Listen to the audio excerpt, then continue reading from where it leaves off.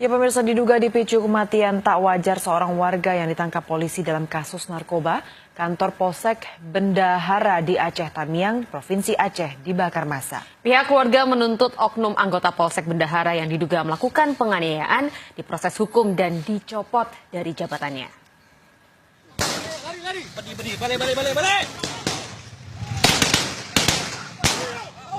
Polisi melepaskan tembakan ke udara saat massa melakukan perusakan dan pembakaran Mapolsek Bendahara di Kabupaten Aceh Tamiang, Selasa siang kemarin.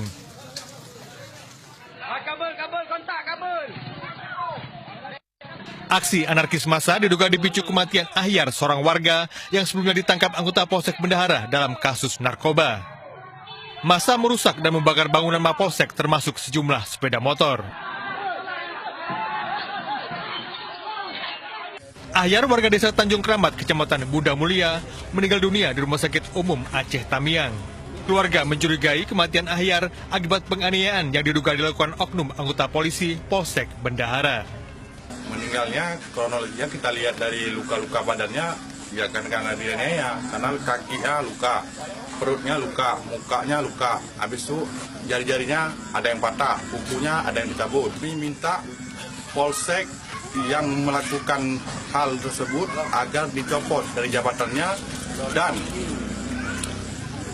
dihukum sesuai aturan yang berlaku. Sejumlah anggota Polri dan TNI diturunkan untuk melakukan pengamanan pasca pembakaran Mapolsek Bendahara.